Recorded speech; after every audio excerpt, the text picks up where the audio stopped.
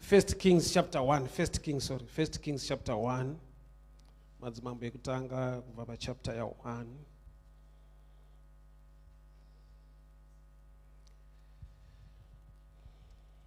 First Kings chapter 1 kusvika pa verse 9.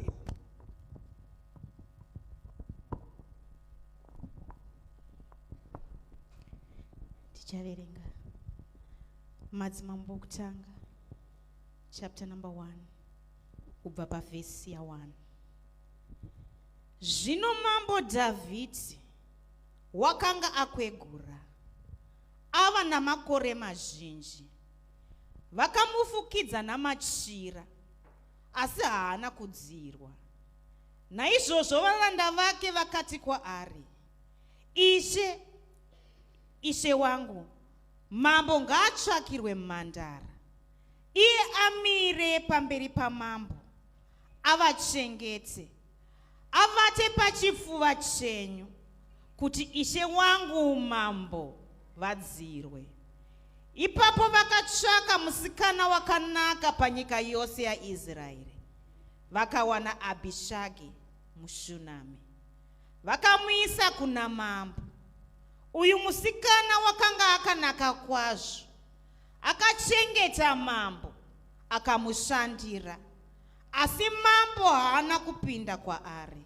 Mazvita zvakanaka tokuredi papa. Regai ndinamate. Mutsvene wakatendeka, Mwari wenyasha, tiri pano tinzwe kutaura kwenyu. Shoko renyu ngarititsure, ritidzidzise, ritisimbise uye ritigonese. Mbiri iwe kwamuri muzita raJesu. Amen. Mazvita enyu maimugadza. Handizive sei Mwari vada kuti shoko iri rive shoko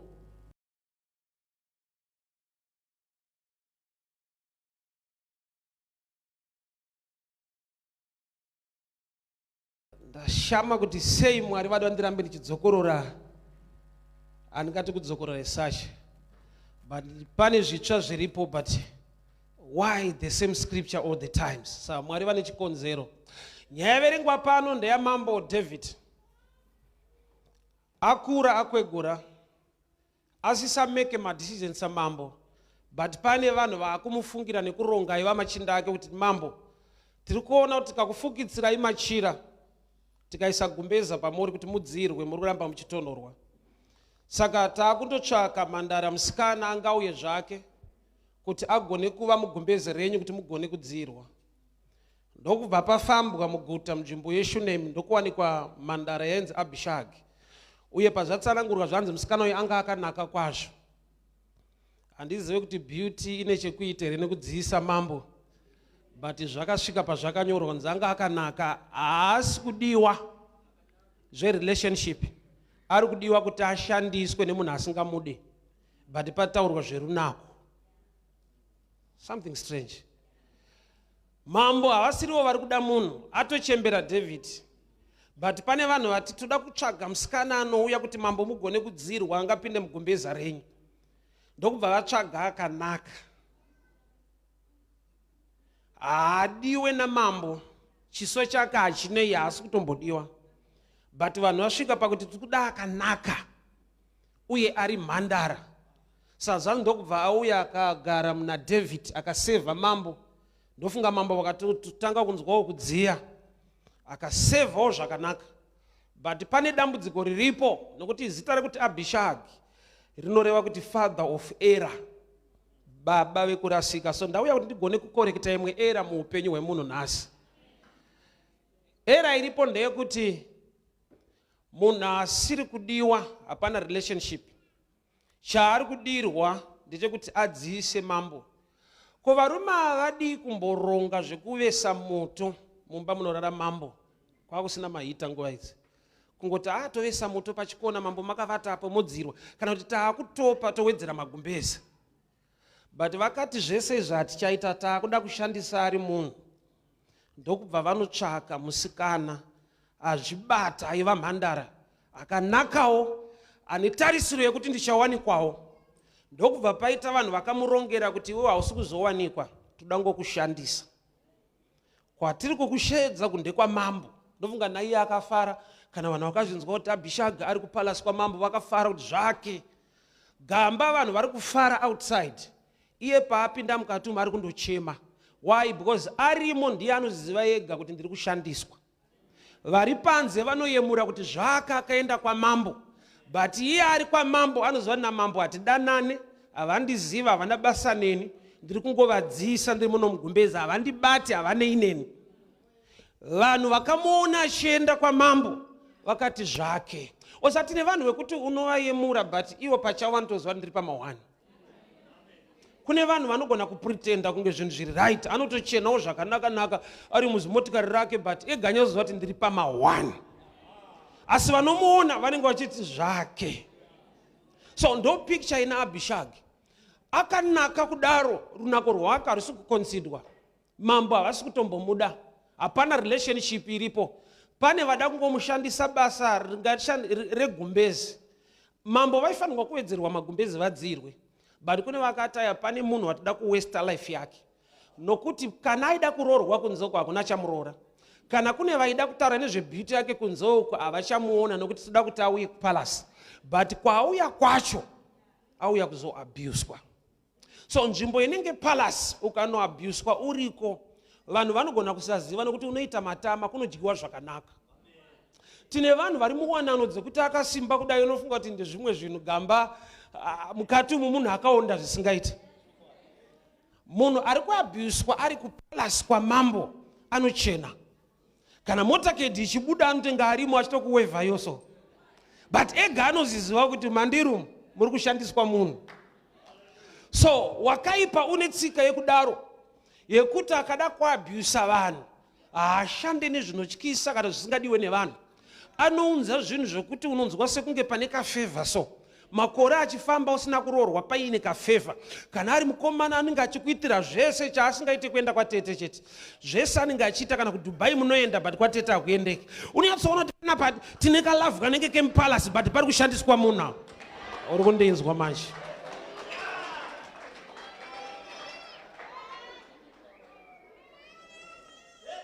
Nyangwe nemabasa, kune mabasa akadaro ekuti unenge une status chiremerera.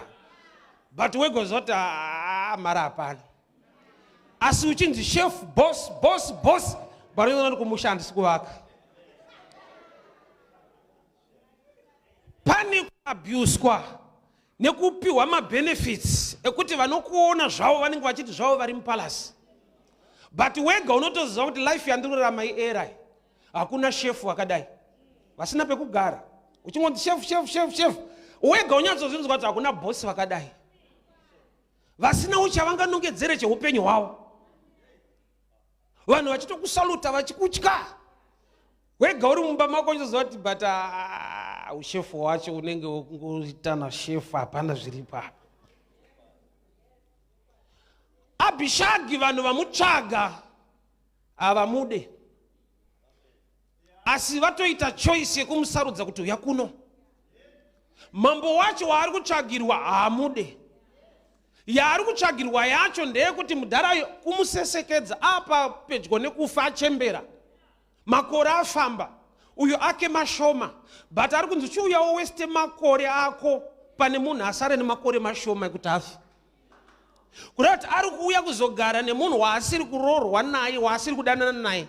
Vanomuda vari panze kureva kuti ari kuvanzwa, ari kubviswa mune potential yekuroorwa, achinovigwa maasingadiwe kuti afire imomo.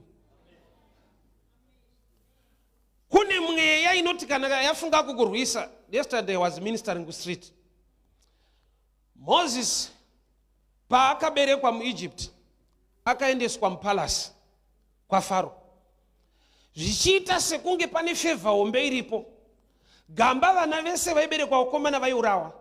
But Moses paendeswa mupalace haana kuurayiwa physically.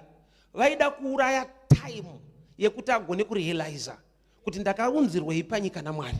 Why? Nokuti Moses ari supposed kuburitsa hama munhamo, but iye ndiye akatanga aburitswa. Kuitira kuti vagone kuburitsa imwe pfungwa maari yekuti hama dzangu dzinotambura, ndakaberekerwa kudzikinura hama dzangu. Kureva kuti aida kufaitwa mentally.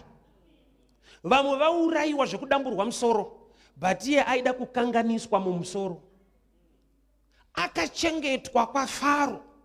Saka Bible richiti kuna Hebrews 24, yobva yati by faith, Hebrews 11:24, when he grew up by faith, not by age, by faith, and faith comes by hearing. Kuti paakakura mukuziva ndo paakati ndinobva. He refused. Chaari kunzi akaramba rugare, kuramba kugara kupalasi, chaakaramba kuramba kudya zvakanaka. Munhu anoramba zvakaipa, hakuna anoramba zvakanaka. But Moses nokuti wakura pakunzvera, akasvika pakuramba zvakanaka, zvaanoziva kuti hazvina kundinakira. Hama dzangu kuramba zvakanaka kwakaoma. Nokuti izvo tikariparidza kuti murambe asida kukuroora achikuitira zvakanaka, so unonzwa kuti taakukurwisa. Bozi unyazonoti kubva kurent svika zvese zvaanoita nemafoni nekudii munditi ramba mune shuwa ndozodii. Gamba uri mupalasi hako but makore afamba, ene mupalasi mauri ukanyatsoinzvera anenge akude. David anga asiri kuda musikana but vaigara vese mugumbezi. Hapana relationship iripo, pari kushandiswa munhu. So kune vanhu vanofungidzwa kuti vari murelationship vachiabhuswa zvavo. Kungoti iwe havazoudzwa kunzi tiri kukuabhusa, but ndauya kuti ndizokuudza. Waunaye murelationship kana achitaura nezvako kune vamwe vanhu, haataure zita rako rekuti Roziri, anotaura achiti time pusher. Haangadaro kwauri kaanoudza isusu. Saka ndandingokutipa mishana kuti ndo zvaari kukuita izvi. Vanhu ava vanopiwa mazita, mumwe anotonzi pain killer. Kuti kana ndanetsana namadhamu tashupana, so ndine munhu anongobvisa pain yacho, so uri pain killer remunhu. But haambokuudza kuti my pain killer, anoti sweetheart. Saka ndangotumwa ndingokutipa kuti une rimwe zita. Zita iroro rinotaura kuti pari kuabhuswa munhu, pane ari kuroverwa time yake. Vanhu vachimuona vari kuti ari nani, but iye anofanirwa kuona kuti pano kungodziisa mambo, but yangu life iri kutonhora. Hakuna chinobohwa chekuti iwe uri kudziisa mambo but yako life haisisina basa. Pane kuti vanhu ari kuita basa regumbezi, gumbezi ndorofanirwa kudziisa munhu kwete mumwe munhu. But vakaramba kutsvaka magumbezi ekuisa pamusoro, ekutsvaka mamwe ekuwedzera, vakati tine mwana umwe munhu watoda kushandisa panapa. Ende vanhu ava vana kutsvaga muzukuru wavo, aiwa vakanotsvaga mutorwa. Why? Nokuti naivo vanotoziva kuti izvi hazvina kunaka izvi. Nokuti dai zvanga zvakanaka kuti wako mwana apinde mupalasi, unotsvaga wako. But vese vanoabhusa havashande nevana vavo, vanoshandisa vana vamwe vanhu. Munhu akavaka bhawa night club, iye muridzi wenight club haaite pungwe, anovakira vamwe ana baba kuti vasiye dzimba dzavo vanorarira ikoko. Kana kukanzi kubhawa kune vasikana variko kubhawa, haambofa akati kumwana wake musikana, mwanangu ndaane bhawa, enda unofaisa bhawa rangu. Haadi kutomboona mwana wake kubhawa rake, but anoda kuona vana vevamwe vanhu. Ufunge ndokuoma moyo kwakaita munhu. Kana achironga profit yeupenyu hwake, anofunga vana vako nemurume wako ndiye anovakirwa night club, kunzi anorarira ikoko. Kudziisa homwe mumwe munhu yako ichitonhora. Abhishagi wasarudzwa nevanhu kwete namambo. Iye ndo chaaifanirwa kuziva kuti ndiDhavhidhi akutuma here kuti mangouya mega. Nokuti kana une ukama namambo zvasiyana nemunhu angouya mupalasi nje. Nokuti kune vakauya vatori vakadzi vevanhu, ana Bethsheba, vakatobereka umwe mambo anonzi Solomoni. Iwo wouya uri mhandara, ongonzi hapana iripo. Muenvironment yekuti vakauya vari mvana vakabereka madzimambo, iwo wouya uri mhandara, onzi asi hapana zvakaitika. What a waste. Vari worse vaita zviri nani. Iwe you are the best, nothing is coming out. life inoembarasa vanhu zvekudaro zvekuti akafunda anogona kurarama upenyu unotadza kusvika pane munhu asina kufunda ari kuita zviri nani, zvekuti unoshaya kuti saka medicine ndiri kuipotsa papi, nokuti environment yandauya iyi kana mhandara ichinzi yakangobuda yakadaro, but mukadzi weumwe munhu Bathsheba akauya akabereka Solomon, saka inini semhandara ndaipotsa papi. Abishaga adiwe asi mupalasi anopinda, kuti wakaipa anotsvaka nzira dzinokukwezva dzinonakidza so kuti uende musystem inokuabhusa. Chakaipa chinotapira, chinovava maresults ezvakaipa. Chakaipa ukada kuchiita chinenge chichitapira, chinovava maresults acho. So musikana auya mupalasi zvayemurwa nevanhu vakawanda kuti zvake mwanasikana. Ndofunga vamwe ana mai nana baba vakasara kupuputira vana vavo kuti muchigeza muchionekwawo mumwaendawo. Gamba kwaendwa kwacho hakunaita research kuti ari kudiwa here, ari kunodiko kwaaendawo, but vanhu vese panza vaingoti zvake aendawo.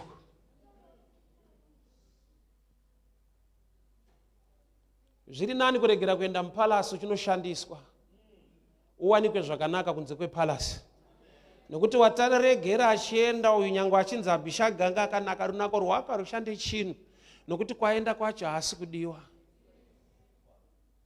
Kune vanhu vangofunga mweya wokushandisa vana vevamwe vanhu kuti zvavo zvisaite zvakanaka. Musikana ane future, ane potential yokuita zvinhu, but kune vanhu vamubvisa musociety ari fanirwa kuva successful, ndokubva muti chiuya mupalasi wobva wava a failure uri mupalasi. Kune madhimoni anoteera vanhu kusvika palevel yokuti vanhu vanotenderwa kupromotwa, but mupromotion imomo mushaya chinobuda.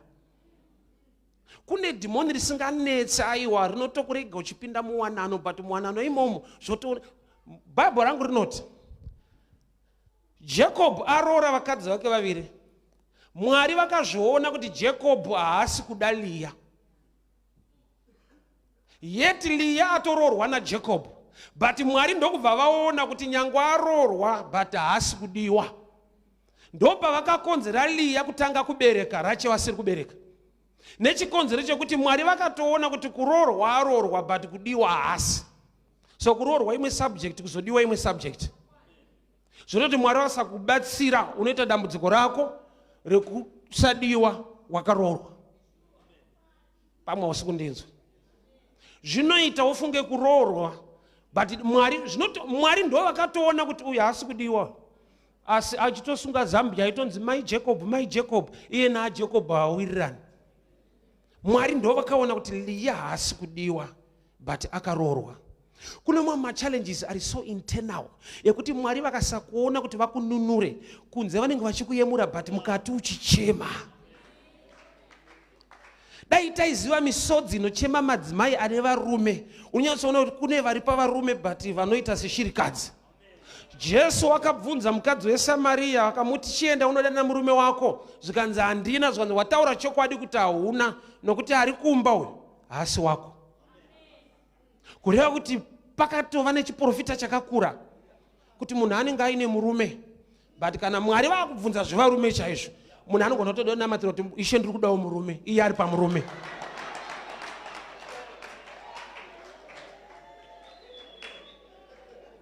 Zvanzi wataura chokwadi nokuti ari kumba haasiri, muchitogarisana but wega uchitoziva kuti murume handisanda naye.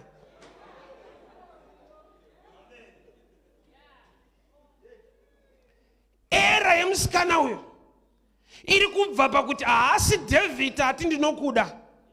David haasiri afunga zvinhu izvi, iye atochembera, haachatombonzwi kana akumekerwa madecisions nevanhu vaanogara navo.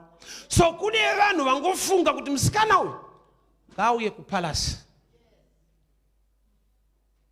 Chikonzero sei wakauya kuchechi ndopada kuti titangire nhasi, nokuti tine vanhu vakauya nekuda kwezvikonzero zvakasiyana siyana, but the main reason munhu anofanirwa kuinga kuchechi ndeye relationship. Yekuti uzodziisa mambo iyi inonetsa. Relationship, dai musikana uyu aidanana naDavid, tainzwa momwe ma results are different. But David wacho, the king knew her not. Mambo havana kutombomuziva kana kumubata, ndofunga kana nezita chairo, kungoziva kuti mune munhu ndiri kudzirwa.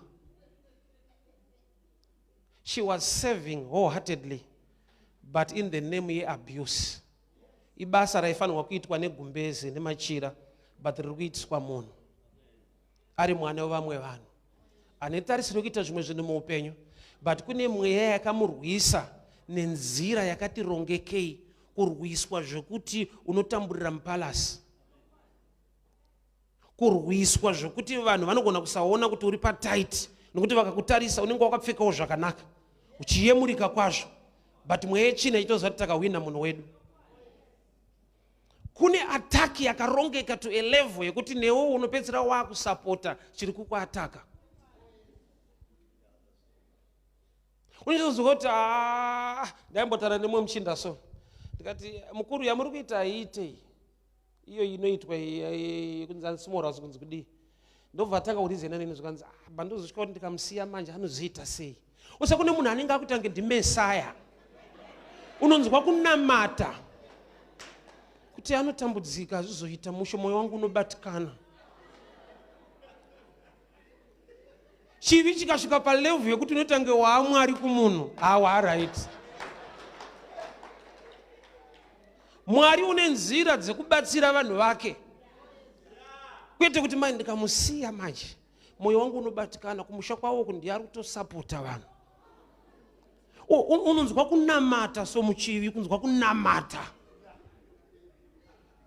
kuita tsitsi dzekuti unonzwa kuti aizve ndikamusiya hazviite.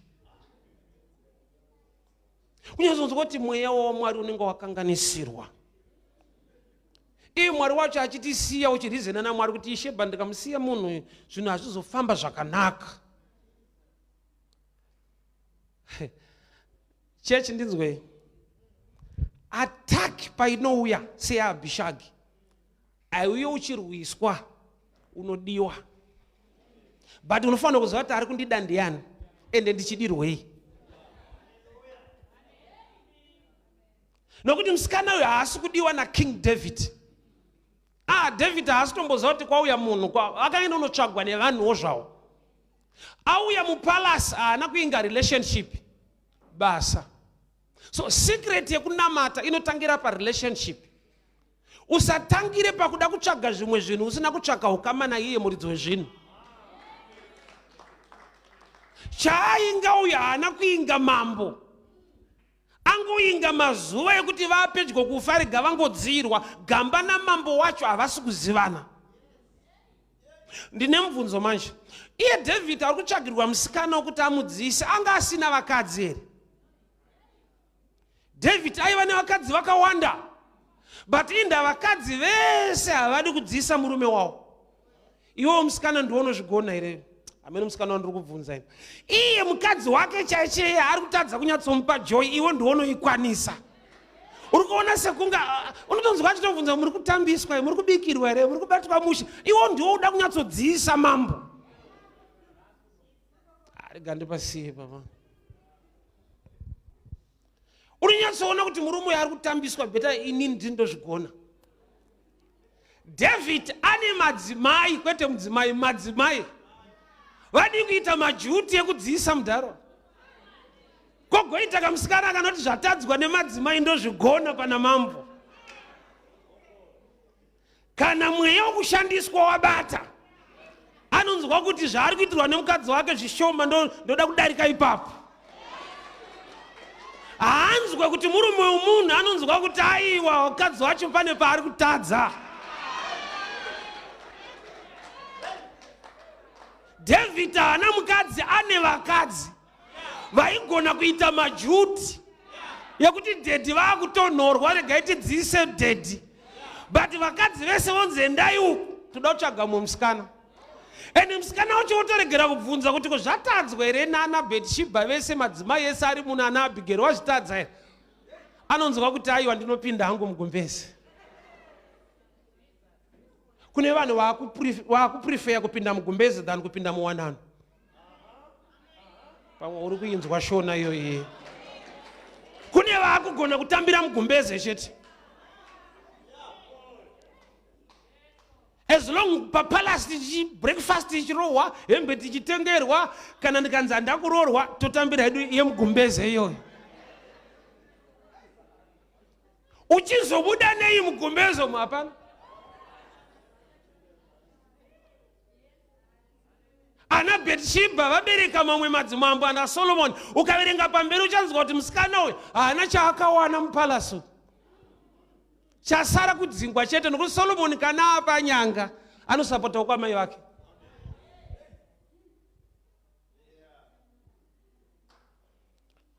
Ariko mabasa ekuti avakurwise, vanokusumudzira, unorwiswa nesalari.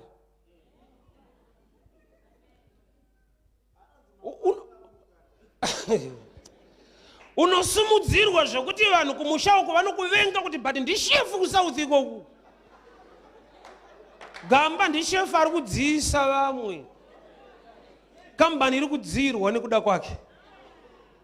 Vakatomisa position iyo nekuti ane zvaanogona but havana moyo naye. Vane moyo nezvaanogona zvingabenefite company. Kurati uri ukushandiswa as a tool yekudziisa masystems ehomwe dzevanhu. Ndati ndiri kuzviparidza kuti area iyoyo Mwari wakuwanire nyasha inoda kukanselwa. Haungave munhu ari so professional anogona zvinhu yet you are being used.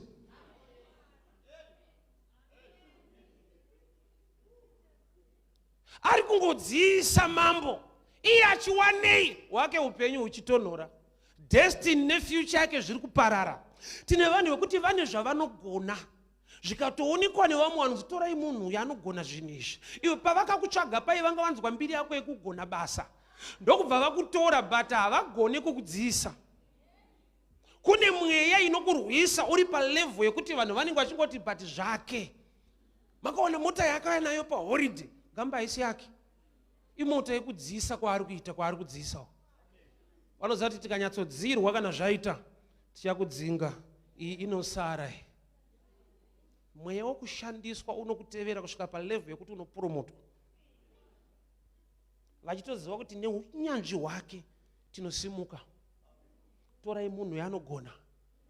But mweya uripo ndewekuti chatamudira hakusi kumuda zvatiri kuda kubva kwaari. Ngwarira vanhu vasingakude, vanoda zvaunogona nezvaunoita. Gore rogopera, ugokura, ugochembera, ugozoona kuti vanga vasingadei nini vaida unyanzvi hona ndinawo. Zita rekambani rikasimuka rako richidzikisirwa so. Iri mweya unogona kutadza kuona why. Nokuti kana muri mukudziisana namambo kupalasi, zveumambo unozviwana but ziva kuti hausi mambo. Anoziva kuti ukarorwa nadhokta iwe hauite dhokta, unongori mukadzi wadhokta. Paanofa anotofa nechitupa chebasa rake, hanzi chipai adzimai vachasari vachirapawo. Wakadziisa chiremba.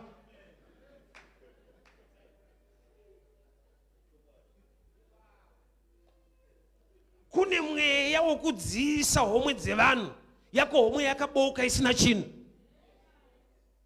Unoshanda zvekuti naivo vanonzwa kuti aiwa munhu anoshanda uyu. Havaronge zvingabenefite iwewe. Vanotsvaga zviri temporal zvekuti ukangonetsa nawo vanosara vaine mari dzavo, iwe woenda wakadaro. Asi vanenge vachikuona vachinzwa kuti Abisha agari mupalace, vanenge vachiti asi zvake musikana uyu ane lake akomana.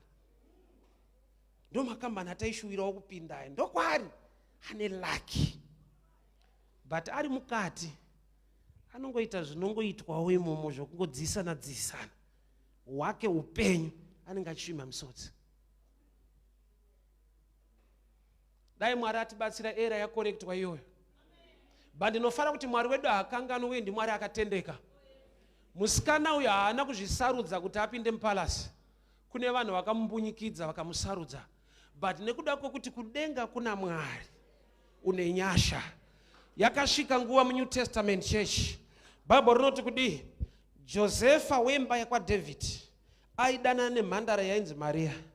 Mhandara Maria ndokubva yasarudzwa nedenga kuti itakure pamiri paJesu rinova ruponeso. kureva kuti mumba yaDhavhidhi makambouya mhandara yakashandiswa inonzi Abishagi naKing David. But mwanakomana waDhavhidhi manje Jesu kuti aberekwe kwakatsvagwa one from the lineage of David. Sei Mwari vaakubata futi imba yaDhavhidhi uye wobata mhandara? Mwari varuda kukorekta era yakaitwa naAbishagi kuti nokuti umhandara kuzvibata kudzikama, kureva kuti kuzvibata nekudzikama kwako akufanira kuendera mahara, kuda kwako Mwari nekushingaira kwako akufanira kuenda mahara. Mwari vachati you are favored among the women. Mary wakaitirwa favor akatakura the pregnancy of Jesus, kureva kuti nyaya yaMary icorrection yakaitwa munyaya yaAbishagi, nokuti kana Maria ari mhandara yasarudzwa kutakura Jesu akatanganzi nengirozi, you are highly favored among women. Yet Old Testament kune mumwe akaabuswa ari a virgin girl. Saka Mwari vakagadzirisa era yemhandara, ngavagadzise era yelife yako. Mwari ngavagadzise era yekubasa kwako. Mwari ngavagadzirise era nokuti Mwari ngavaone kushingaira kwako.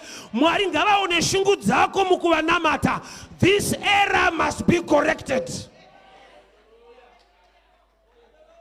Vakashandiswa ndevamwe kwete iwewe. Mwari ngaakupe nyasha dzekuremekedzwawo. Vanhu ngavatarisewo kuti newo uri kuitirwei. Washanda makore mazhinji, kampani yasimuka, waita zvinhu zvinoyemurika, but iwo upenyu hwako sei uchiramba wakadaro. May God correct this era.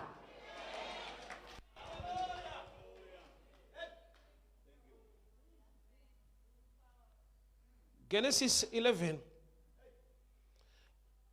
Uchaona kuti pane mukomana wainzi Kenani. Genesis 9. Mukomana wainzi Kenani akaona baba vakashama. Sure you know the story. Vana va Noah. Ndokundotaurira vakoma Shemu naJafeti. Vakoma ndokubva vafukidza baba.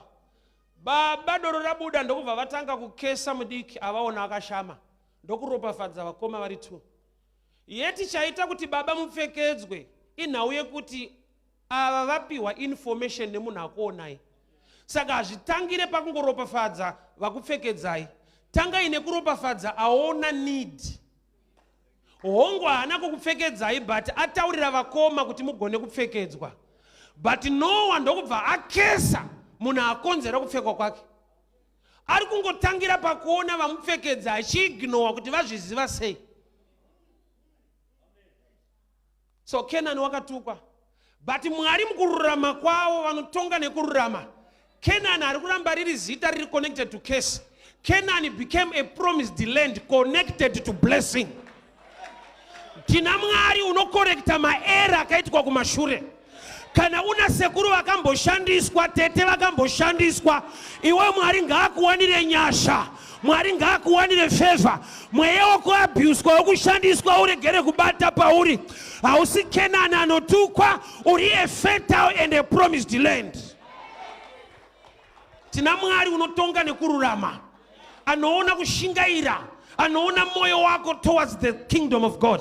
Hauna kuya mpalasi kuti mambo vangodzirwa, but wauya kuna Mwari anogona kuchinja upenyu hwako. Tina Mwari hama dzangu, tina Mwari wakatendeka. Anoti akaona era yaitirwa Abishagi, akanganwa anotarisa kuna imwe mhandara yauya muimba yakwaDhavhidhi. Oti kana David asina kuziva mukadzi wake, but panewe denga richakuziva. That's why Joseph akanzi mukadzi wako denga ndora muziva kuti ave nepamwiri. Kureva kuti zvauchatadza kuitirwa nevanhu Mwari ngavakuitire pachawo. Abishagi ari mhandara mambo havana kumuziva, but Maria ari mhandara Mwari vakamuziva. Zvanzi the Holy Ghost will come upon you. Kureva kuti vanhu vakasakuziva Mwari ngaakuzive. Vanhu vakasakusimudzira Mwari ngaakupe nyasha. Vanhu vakasakusimudzira simudzirwa naMwari. Maera akaitika kudzinza, maera akaitika kudzinza rekwako, ndauya kuzoakorekta nezita raJesu.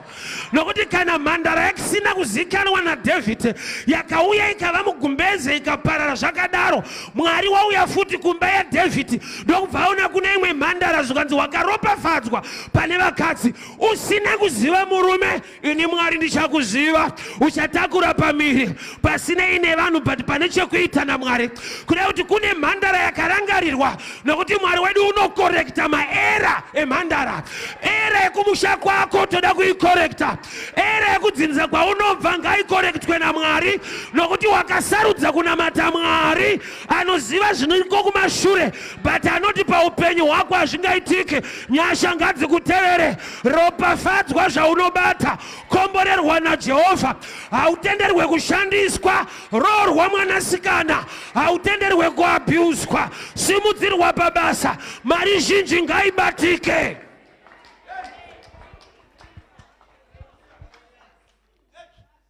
Joseph ndewe lineage yaDavid. David akava nemhandara ana kuiziva. Mwari ndokubva vaona kuti haisi choice yemhandara. Kuzvibata uku munhu aitova nefuture aitotarisirawo zviri nani. But kune vanhu vamurongera kuti vamukanganise. Saka zvese zvakarongwa navanhu zvikukanganisa, Mwari vanozvikorekta. Mwari ngavakorekte masystems iwayo. Kana kune masystems ekuti munongoshanda pasina imba inovakwa, tanga ngaivakike newe. Mwari ngaashande newe. Kana kune madzizekuru akafa achingoshandiswa vasina chavakaita muupenyu, the error must be corrected.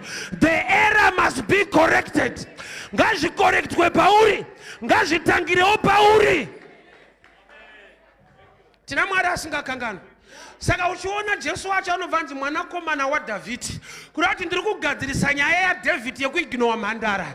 Jesu anonzi son of David, nokuti David wakapiwa mhandara akaignora, but Mwari pavakaona mhandara havana kuignora. Mary akanzi the Holy Ghost will come upon you.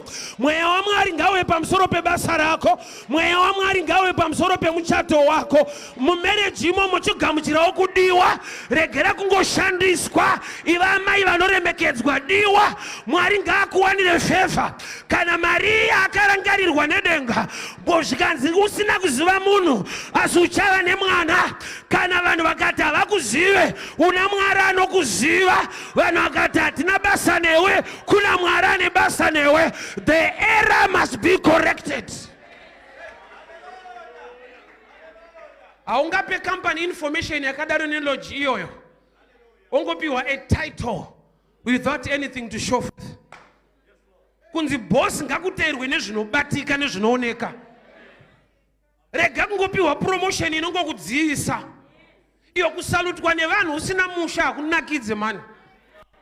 Boy kana nekungosalutwa nekungobhigwa pasina chekunongedzera chaitwawo muupenyu hwako. Anozati vana vako havadye hairstyle, havadye hembe dzakanaka, havadye ndege dzaunoenda kuDubai. Muri yako haigare matiketi endege. Hapana paucharatidza muri yako kuti kambani yandiendesa uku, taenda kuholiday uku, taenda kuholiday uku. Vana vasina pekugara, uri kudziisa mambo. Vakuda kutaurwa navo kunzi vakuru, zvemaholiday madi kundipa iri mandavaka. Ndemwe murume wandaifamba naye so. Aiti akangoita any trip hada kuenda kunze kwenyika, ibva mufana wangu ndipe passport, mfana wangu ndipe passport. Ndakazogara pasi ndakati mukuru, tafamba nguva refu ndichikuperekedzai muchiita zvinhu zvenyu. This time mbondisiya ndambosara ndichitawo zvangu. Why? Because ukatarisa tiri kukura, muri haigare mutiketi rendege. Kuti mwana wangu ndakaenda kuEthiopia, ndikaenda kuDubai, ndikaenda kwakati, chigare waridzai matiketi murara. Iwe Moses akaramba nokuti anga akura pakuziva by faith. He refused. Chairamba chi rugare rusina basa. Because atonitengera iPhone latest ndokuenda kwatetereko. Dia iPhone imbomira ngatidzike pamondoro apo. Enda yekumondoro haida dai iPhone. Wega nyumwa kuti pari kushandiswa munhu apo. Chaizvo zvoupenyu haadi. Asi kuti ngodzirwa so. Muri mugumbezemo, muri mupalace. Mwari ngavakorekte era. Upenyu unobohwa. wokunzi vanhu vachikubhiga so but wegonyatso zoti hapana zviri kuitika muupenyu hwangu. Life haise tiri mudispensation yekuti maselfi uchitorwa uri pakati kana ukatorwa picture pamwoyo yakanaka una mwoyo iwewe. Zvimwe zvinhu hazvina basa kungodziisa mambo.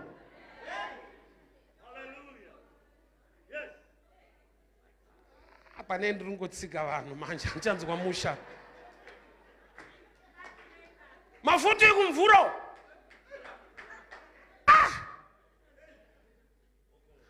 Kumvura, kumo. Makore ari kufamba. David akangofa bedzi. Muri kudzoka kumba. Ziva kuti Abishagi kumba kuchadzokerwa nokuti hakuna unodana naye mupalasi. Hakuna anombokuda. Saka pane katime kekudzoka. So kana pane katime kekudzoka, chimbori reflecta upenyu hwako kuti sandiri kuitei. Hakudzoka nemoyo, unodzoka nefoto. Munenge mava pamhondo uri muchiudzana kuti kona apa moyo pamoyo patatira. Indokuwadza munhu. Waterfront. Muri pafront pekamba kako kada kudonha so waterfront.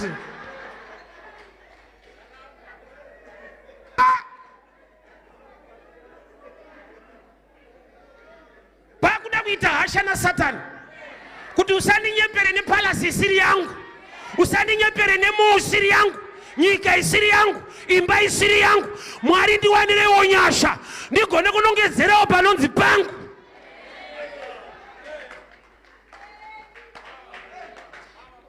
Ini pane kumba kwaTairoja sokuwadzana. Ndotaura chiMalawi, ndakurira pamaindi. Samudhara weipapo ainditi taitara naye chiMalawi. Ndiwe mwana wapano, ndiwe mwana wapano, uri turi mwana wepano. Sachaindinetsa nyangwe achinditi uri mwana wapano. Mwedzi ukapera. Aida mari kumwana wapano. Ndopana anoti handisi mwana wapano. Dhara rundivharo. Ada kuti nditore makore ndiri pano chidzirwa zvangu. Mwana wapano anobvisa rent. Veipapo vafanira kubvisa.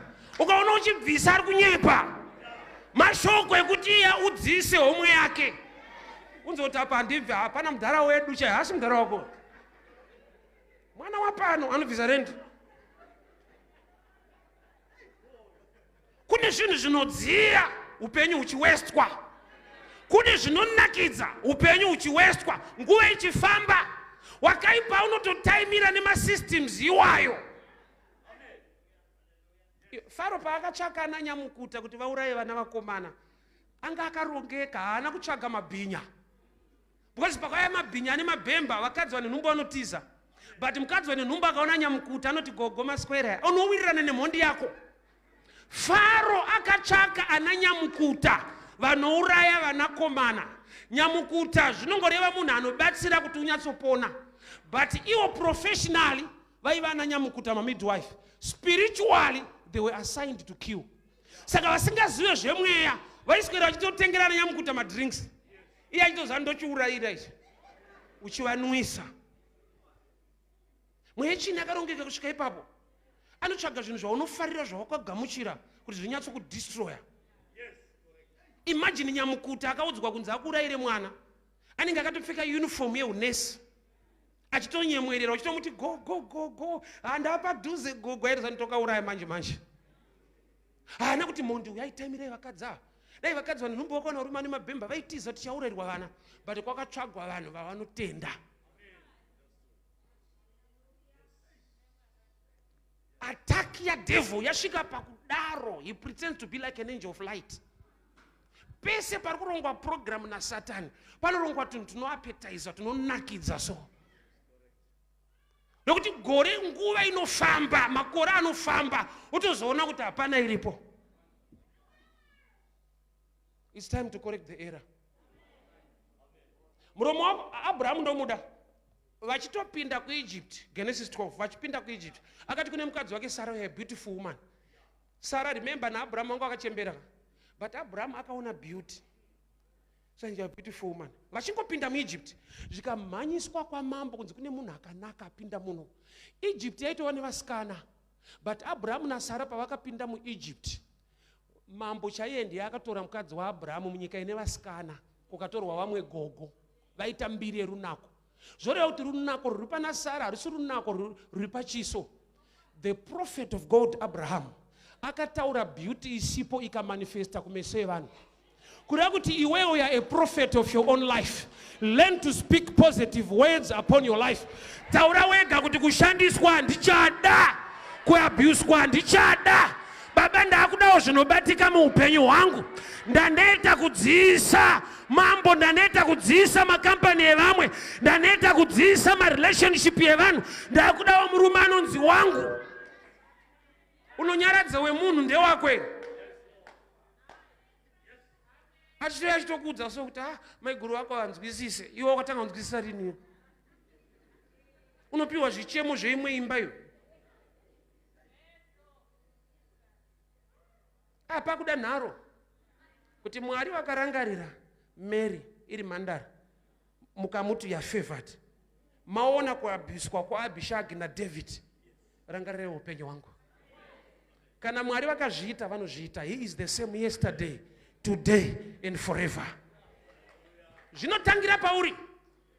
Pakutoda mweya wenharo. Zvakuda kutotangira pauri. Kuti Mwari inini ndini ndichavakawo imba kwedu. Vamwe vese vakamboshanda vakashandiswa kwete type yangu. Ndinotenda muna Mwari unoita zvishamiso. Nyangwe Mary asina kuziva murume akatakura pamiri.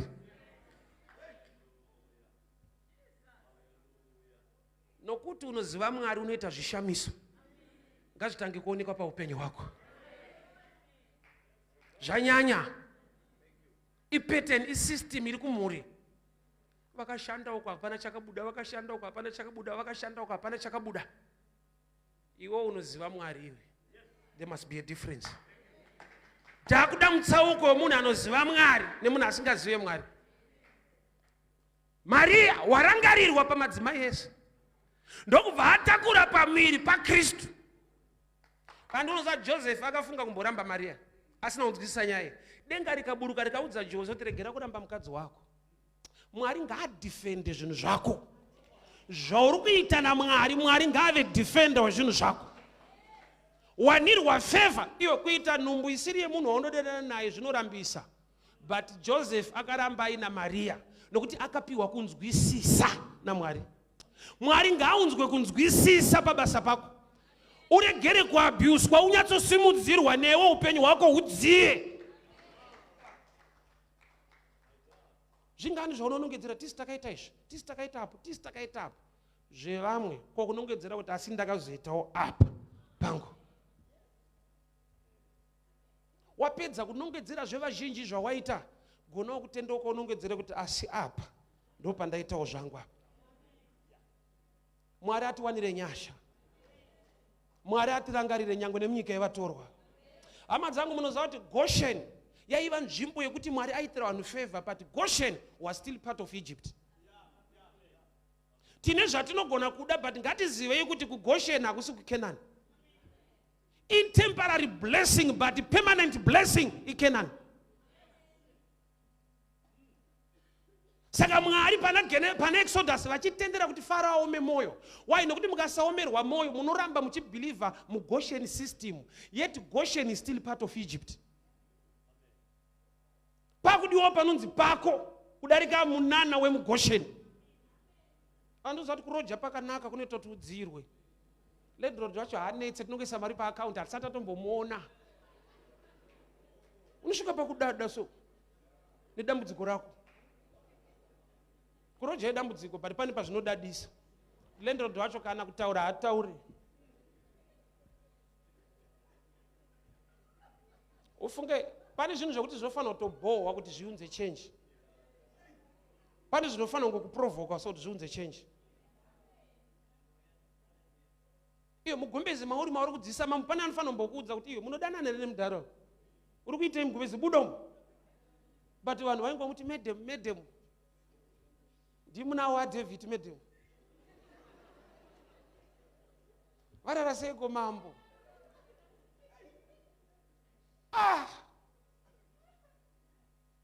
Chii chaanobuda nacho Abishagi apa? Hapana, time yake ndo yawestwa. Makore afa. Paanotozobuda imomo mupalasi David afa. Anosvika type yese aida kumuroora. Yakaroora kudhara. ndopa unozobengenuka manje kuti varume vakandikuvadza naye ya gogo vanhu vakutonyeya kuti kagogo kakari kemupalasi kako asatombonzi vanhu vanoyemurwa asati gogo angari vechirungu manje ava vairova smart manje gogo vasina pekugara gogo ava vanga vasingaite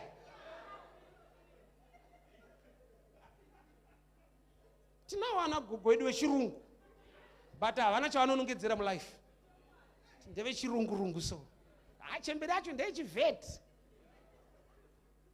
aina pekugara kune kwayakadzisa mambo ikabhenefita irimo pane zvakanaka zvinoitika zvisiri zvako but zvinokuvaraidza kuti ufunge ndezvako. Ine vabereki vangu pavakandirumura ndakuenda kunoshanda ndopandakatoziva kuti handina poto nai bozi kana uchibikirwa mpoto yamudhara ipoto mwana mudiki anoti zvinhu zvedu zvine muridzi zvaunoti zvedu zvine muridzi iye haati zvedu anoti zvake uchiti zvedu panogara pane wifi yedu totoshandisa ine munhu anototi yake iwe uchiti yedu chinzwa kunyumwa paunoti zvedu imbonyumwa sokuti ndezvedu nani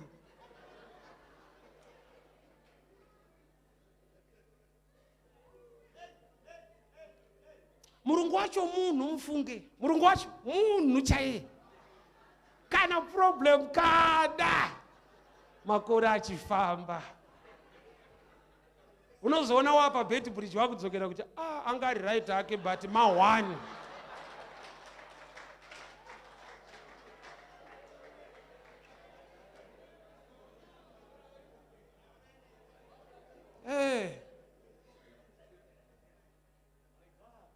pakudawo munhu aigona ngouyawo neadvice ongoti kuna Abishagi sisi ndimi muna mambo Mugumbeze munodanana here mukati umu ramangwana rakamira sei vanhu vanombokungwadzawo so sekuya kwandaita sokungungwadzana bishana kuti apa kudzisana hapana chiri kubuda ufunge zvinogona kubhohwa nekurwadza kuti ungobuda Mugumbeze ramambo udzokere kumaraini but it's worth it. Zvakanaka kubuda nguva ichiripo bozo ukazobuda timu rekoresera roorwa nekuroora panze apo unoita gogo yechirungu takamudhara akairarama chivheti chaicho pamuzanzi awo kamuvheti kamudhara unosara nechirungu pamuromo life isiri yechirungu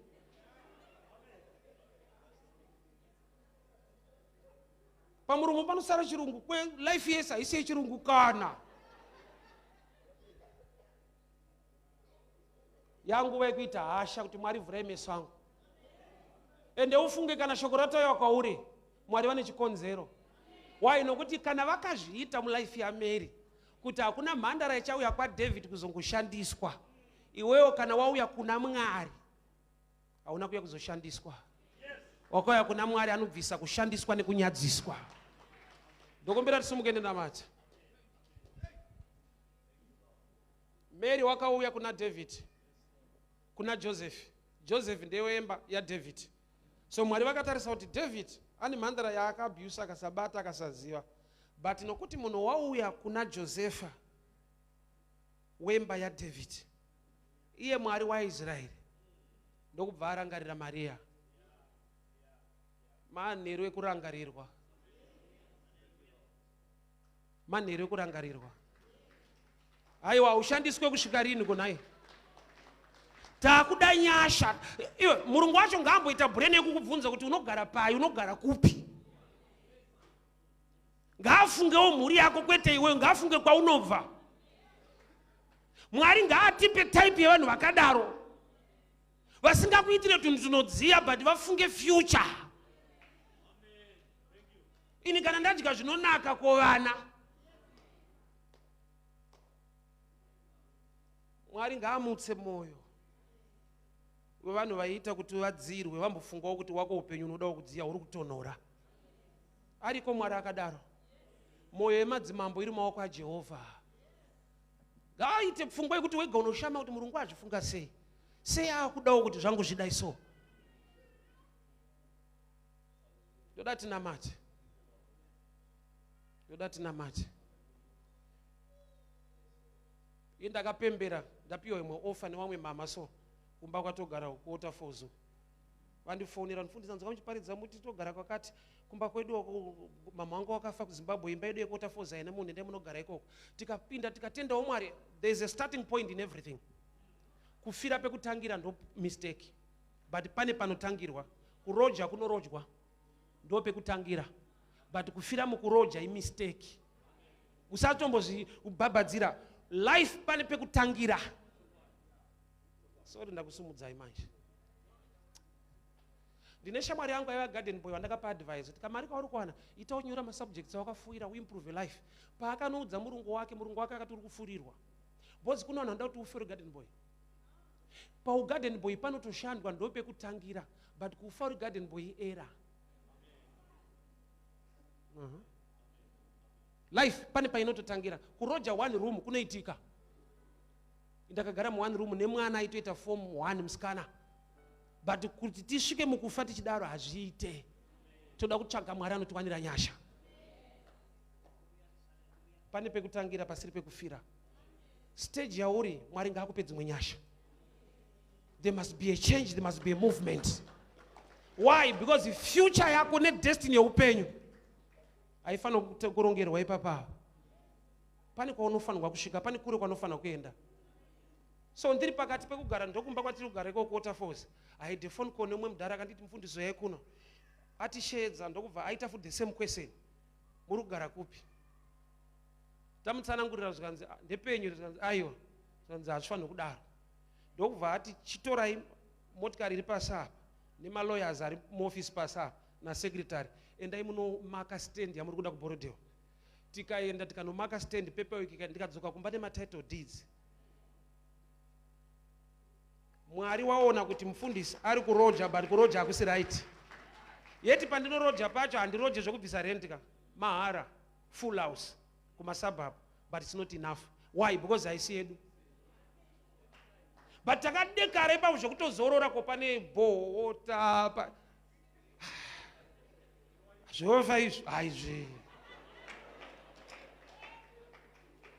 But Mwari anozvati tsana vari ngodzisa munhu. Because kuchengeta imba yemunhu ka? Kugara ipapo but kuseri kwacho munhu ari kuchengeterwa musha wake. Unozozviona kana akudzoka. Saka Mwari vakatirangarirawo ipapo. The same God must remember you. Ngazvive pakudziya zviende pazvinhu zvinobatika. Let us begin to pray. You know your story. Baba tinonamata. Mwari wakarangarira mhandara Maria. Maona kushandiswa nekuabuswa kwemhandara yainzi Abishagi. Mwari wazuro nhasi namangwana. Munosimudza marombe kubva muguruva. Vana venyu ngavarangarirwe Mwari. Nyangwe nekwavanoshanda. Ndataura favor. Varegere kungodziisa mambo nemakambani, but wavo upenyu hudziye huve nemeaning. Vave nezvavanonongedzera zvinobatika muupenyu. Nyasha dzidururwe Mwari kumisha yavanobva, pamusoro pemhuri dzavo. Mwari wakatendeka, mutsvene wakarurama. Ndinorayira mweya wokushandiswa. I reject, I refuse every spirit yeabuse. Relationship isingalide kuwanano. Relationship yeabuse. Relationship yekushandiswa. Mweya wokusada kurorwa nekungoabuswa. Ndiri kurayira Baba upenyu hwomwanasikana ngavarangarirwe Jehovha. Ngavarangarirwe Jehovha. Ngavabviswe mugumbeze risina ine destiny yavo. Ngavabude mugumbeze risina ine destiny yavo. Nezita raJesu. Nezita raJesu. Spirit of abuse, I command you to go. Spirit of abuse, I command you to leave. In the name of Jesus. In the mighty name of Jesus. Mweya wekushandiswa, mweya wekuabuswa. Maoko ngabate zvinoendeka. Maoko ngabate zvinoendeka. Nezita raJesu. yako. Abishag spirit, Abishag spirit, Abishag spirit. Regeza upenyu wevana, regeza upenyu wa mwana komana, regeza upenyu wa mwana sikana. Nezita la Yesu, nezita la Yesu. Dzimba ngadzivakwe, michato ngaichatwe, zvavanoshuwira ngazvibatike. Mwari wenyasha, batai moyo yemadzimambo nevanoshandira Mwari, ngavavanzwe, ngavavarangarire, ngavagone kuvaonawo sevanhu, ngavafungurwe Mwari pavanogara, ngavafungewo Jehovha pamusoro pemhuri dzavo. Taneta kudziisa mambo, taneta kudziisa makambani, taneta kuvaka zvevanhu, takuda kuvakawo zvedu nezita la Jesu. Mwari wakatendeka, Mwari wakatendeka, Mwari wakatendeka. Ndataura Baba kusimudzirwa, ndataura kusimudzirwa nyangwe nebasa raanoshanda. Elevation Baba, elevation Mwari, kusimudzirwa kwevana venyu, mweya wekushandiswa, mweya wekuabuswa ngaushayiwe simba. Mwari wenyasha, Mwari werugare, I decree and I declare your grace and your favor in the mighty name of Jesus.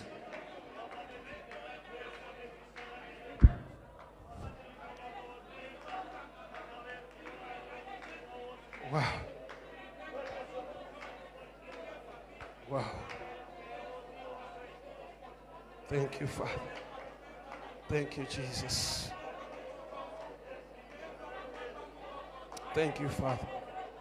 Thank you, Jesus. Makatabo shataka. Riba baba ba shiketa baranda la boshianda. Mante zake baliga dayaso konta bariga dianta. Miketa kula bashiketa bara mandiaka kela basande ya baba bashiende ketele kete mosabiata kaliga dayasi mante baze kadela boga digasa mentata la boshiata. We give you praise. Thank you, Father, in the name of Jesus.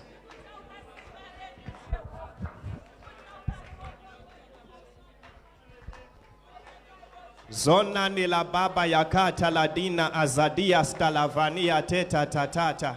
Semoza izvirako for the next 2 minutes and pray. Zoni yandeli vanna baba yakata ladina azada. Zoni yandeli benekete ledia tata tatata. I refuse tonight in the name of Jesus. Dinoramba maneru anonestara Jesu to be abused. In the name of the Lord Jesus Christ, dinoramba to be abused, dinoramba to be abused. In the mighty name of Jesus, dinogamchira deliverance. Young tonight, I receive my jubilee, I receive my liberty. Mandeli tatiata la baba yakata la tiatatata. Nezitara Jesu anoshamisa. I am a property owner. I am a land owner in the name of Jesus Christ. I am achieving great things. Nestara Jesu.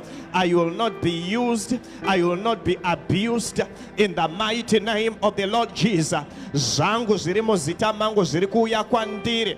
Pam revival ino nestara Jesu. Zimba zirimo zitarangu zirikuya kwandiri. Nestara Jesu. Abaya kata ladina ezadia stalavanata ababa yakata ladia teta. I am free from abuse in the name of Jesus Christ. Medaleta evadia stelebanata adi ezada bayakata ladiata.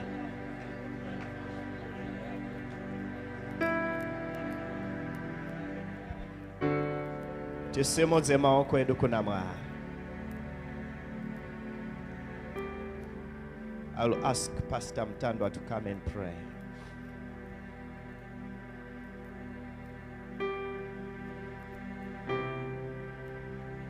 Tinamati.